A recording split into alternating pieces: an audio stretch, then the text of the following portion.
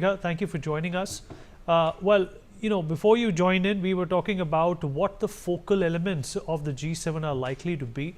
Donald Trump is going to be there. The Prime Minister is there. Mr. Zelensky is also slated to come. What is on the agenda? Despite the peripheral meetings and MOUs and agreements that happened at the G7, there are some important and dire subjects which the world is staring down at. Which are the ones that are likely to get the most traction, Megha?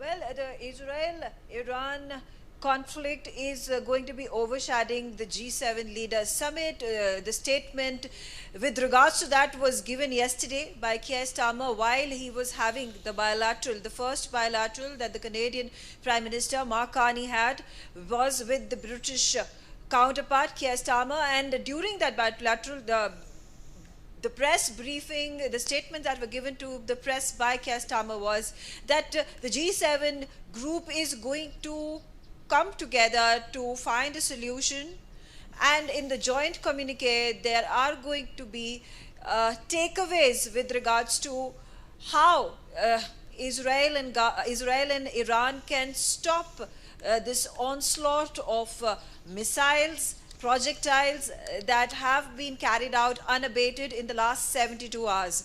The G7 nations that have come together have unanimously condemned Iran for its nuclear program, but have not spoken anything regarding the Israeli onslaught that has killed more than 240 people, including civilians, military personnel, military leaders, scientists of the nuclear program of Iran. So the agenda is quite clear.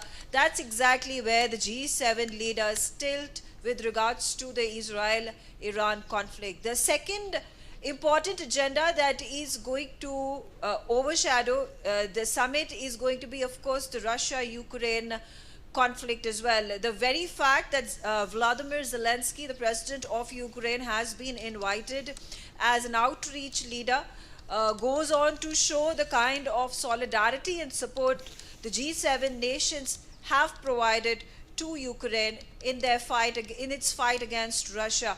In fact, the French president, while he was in Greenland yesterday, he has arrived yesterday evening in Alberta and then landed in Kananaskis, has made this statement very clear that he is going to try to persuade US President Donald Trump to impose more sanctions on Russia.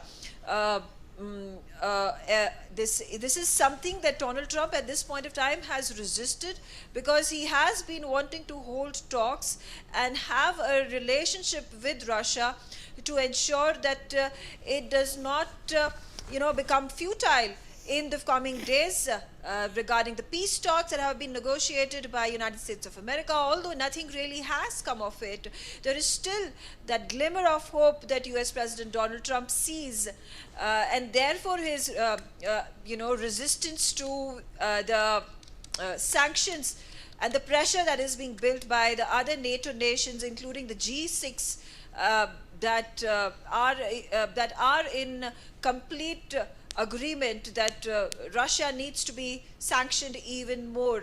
The gas supplies from Russia need to be stopped completely. So these are the two big issues that are going to be spoken about, discussed and dissected in detail by the G7 leaders. In fact, we've gotten more information, Vineet, about what all is going to happen today. So we're getting to know that there is going to be a bilateral that takes place at 9 a.m. local time, which is 8:30 p.m.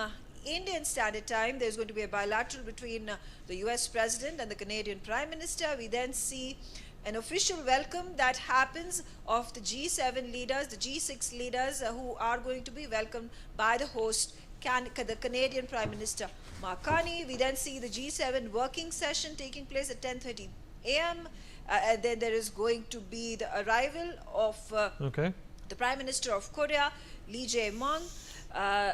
Then, of course, South Korea has been invited. It is one of the countries that is the outreach leader that Canada has invited for the G7 2025. We also see the World Bank President Ajay Banga, who will be arriving. There is again a bilateral that takes place between Canada and Japan. We also see the NATO President Mark Rutte, who's also going to be arriving today itself, and the Mexican President Claudia Sheinbaum will also be arriving. Remember, if we take a look, I'm going to just put out information about the Prime Minister of India. Now, his itinerary looks something like this. He is going to be arriving in Calgary at 7 p.m. And that's at the international airport. And then it's on 17th of June, tomorrow morning local time, which is 11 a.m. The Group 7 Outreach Summit will take place, where the G7 nations, including the host nation Canada, are going to welcome the leaders of the outreach program, Right. which